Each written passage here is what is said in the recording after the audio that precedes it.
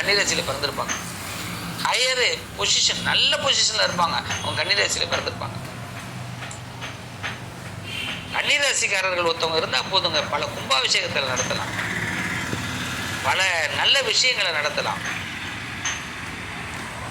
நல்ல சீக்கிரட்டாக சில ஐடியாலாம் கொடுப்பாங்க, ஐடியாலாம் வரும். ஆனால் பயன்படுத்திக்கணும். வீட்டில் கன்னிராசிக்காரங்களை வச்சுக்கிட்டு கஷ்டப்படாதீங்க, அவங்கள பயன்படுத்துங்க, அவங்களுக்கு முன்னுரிமை கொடுங்க, அப்போ இன்னும் மகிழ்ச்சி ஏற்படும். இப்படி வாழ்க்கை நடக்கும்.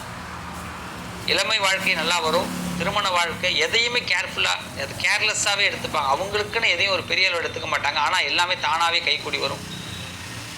சிலருடைய எதிர்ப்புகள் தான் கொஞ்சம் அதிகமாக இருக்கும். அந்த எதிர்ப்புகளை மீண்டும் மீண்டும் வரணும். டெய்லி ஒரு எதிர்ப்பு. இன்றைக்கி இந்த எதிரியை நம்ம விளக்கிட்டோம் அப்படின்னா நாளைக்கு ஒரு எதிரி வந்துடுவோம், அப்புறம் நாளானைக்கு ஒரு எதிரி. அதெல்லாம் வேறு வழி கிடையாது, தொடர்ந்து வந்துக்கிட்டே இருப்பாங்க. அவன் எதிரியாகவும் இருப்பான். ஆனால் கடைசி நேரத்தில் கன்னிராசிக்கிட்டு அவன் அடிக்ட் ஆகிடுவான். பயப்படாதீங்க, அடிமையாகிடுவான். நீங்கள் சொல்கிறது தான், உங்கள்கிட்ட தான் வந்து ஆகணும். இப்படியெல்லாம் கன்னிராசிக்கு கடவுளுடைய அனுகிரகம் பரிபூர்ணமாக, பெருமாளுடைய அனுகிரகம் பரிபூர்ணமாக இருந்து உங்களை வாழ்க்கையை வழிநடத்தி கொண்டு போகிறாரு. உங்கள் வாழ்க்கையில் இன்னும் பிரகாசமான சூழ்நிலைகள்லாம் உங்களுக்கு ஏற்படும். அப்படின்னா நிறைய பச்சை கலரில் குங்குமம் வைங்க நெத்தியில், பச்சை கலரில் பச்சைக்கல் மோதிரம் போடுங்க, நவரத்தன மோதிரம் போடுங்க. ஒரு கையில் பச்சைக்கல் மோதிரம், ஒரு கையில் நவரத்தன மோதிரம் அவசியமாக போடுங்க.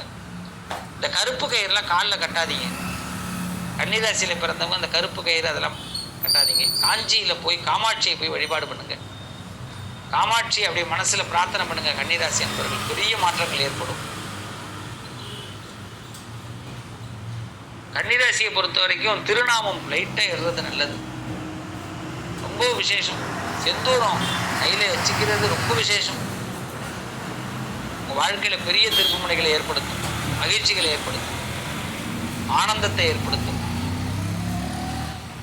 அதே நேரத்தில் ஒயிட் ட்ரெஸ் நிறைய யூஸ் பண்ணுங்கள். ஒயிட், பியூர் ஒயிட் நிறைய யூஸ் பண்ணுங்கள். கன்னிராசிக்கு ரொம்ப சிறப்பான அந்தஸ்துகள் உயரும். இப்போ இருக்கிற காலகட்டத்தை பொறுத்த வரைக்கும் கன்னிராசிக்கு சுக யோகங்கள், சுப பலன்கள் எல்லாமே கிடைக்கும். வாழ்க்கை முழுக்க கன்னிராசிக்காரவங்க தோக்கிறவங்க கிடையாது, ஜெயிக்கக்கூடியவர்கள். ஆனால் நிறைய அவமானங்களையும் ஏமாற்றங்களையும் சந்தித்தவர்கள், துரோகங்களை சந்தித்தவர்களும் கன்னிராசிக்காரர்கள். ஆனால் அதெல்லாம் பற்றி எதுவுமே கவலைப்படாமல் அப்படி தட்டி விட்டு போயிட்டே இருக்கக்கூடியவர்கள் அவர் தான். நான் முன்னாடியே அந்த வார்த்தையை சொல்லிட்டேன். இப்படிலாம் இருக்கக்கூடிய கன்னிராசி அன்பர்கள் வாழ்க்கையில் நல்ல பிரகாசத்தை அடையிறதுக்கு சந்தன கட்டை இருக்கும் பாருங்கள், சின்னதாக சந்தன கட்டை வீட்டில் வச்சுக்கோங்க. உங்கள் பர்ஸு இருந்ததுன்னா பர்ஸுக்குள்ளே வச்சு, வாசனையான பொருள். நீங்கள் செய்ய வேண்டியது 3 கடமை. இதை செஞ்சீங்கன்னா உங்கள் வாழ்க்கையில் தோல்வியே ஏற்படாது. சனிக்கிழமை ஆயுள் முழுக்க பெருமாளுக்கு விளக்கு போடுங்க, நெய் தீபம் போடுங்க. சனிக்கிழமை ஆயுள் முழுக்க நெய் தீபம் போடுங்க. முடிஞ்சால் காலையில் சாப்பிடாம இருந்துட்டு மத்தியானம் சாப்பிடுங்க. சனிக்கிழமை மட்டும் ஒரு நாள் அரை நாள் உபவாசம், மௌன விரதமாக இருங்க. இன்னும் ரொம்ப விசேஷம். ஏன்னா நீங்கள் அப்படி கண்ணை அப்படி குனிஞ்சு இப்படி பார்த்தீங்கன்னாலே போதும், உங்கள் பார்வையில் தான் அந்த வசீகரமே இருக்குது. அதை முதல்ல நீங்கள் தெரிஞ்சுக்கணும். அப்படி ஒரு அற்புதமான கன்னிராசி என்பவர்களுக்கு நல்ல வாழ்க்கை முழுக்க திருப்தியான யோகங்கள் ஏற்படும். மற்றவங்கெல்லாம் அசந்து போகிற அளவுக்கு தான் நீங்கள் இன்றைக்கே இருப்பீங்க. எதையுமே ஆசைப்படாதவர்கள், சுகத்தை பற்றி கவலைப்படாதவர்கள். சார் அவங்ககிட்ட அந்த வண்டி இருக்குது சார், என்கிட்ட இது இல்லை சார், அதை பற்றிலாம் கவலைப்பட முடியும், என்கிட்ட என்ன கிடைக்கிது போதும், எனக்கு வண்டி ஓட்ட வண்டி இருக்குல்ல அது போதும். அது ஓட்ட வண்டியாக இருந்தாலும் பரவாயில்ல, ஓட்டுறதுக்கு வண்டி இருந்தால் போதும். நான் அதில் தான் போவேன், இதில் தான் வருவேன், அது உங்களுக்கு தேவையில்லை. அது பட்டு யோசிக்க மாட்டீங்க. கட்டிக்கிறதுக்கு வேஷ்டி இருந்தால் போதும், பட்டு வேஷ்டி தான் வேணும்னு நினைக்கிறவங்க கிடையாது. அதனால் இவ்வளோ நல்ல மனசு உள்ள ஆள், இவ்வளோ நல்ல மனப்பாங்கு உள்ள ஆள், அதனால் தோல்வியே கிடையாது.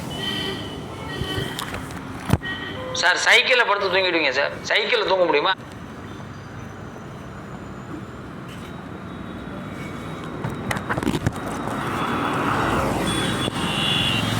அப்படி சைக்கிளில் தூங்க முடியும். சில பேர்லாம் படுக்கைக்கு எனக்கு ஒரு படுக்கை வேணும், அதுக்கு விசிறி வேணும், மெத்தை வேணும், தலாணி வேணும்னு எத்தனை பேர் ஆசைப்படுறாங்க. இதெல்லாம் எதுவுமே தேவையில்லை. அப்படி எண்ணம் கொண்ட கன்னிராசி அன்பர்கள் காலம் காலமும் சிறப்பாக இருப்பீர்கள். காலம் காலமும் உங்களைத்தான் மற்றவர்கள் சேர்வார்களே தவிர நீங்கள் யாருக்கிட்டையும் தலை வணங்க விருப்பப்பட மாட்டீர்கள். உங்கள் தலை ஓங்கி நிற்கும், நிமிர்ந்து நிற்பீர்கள்.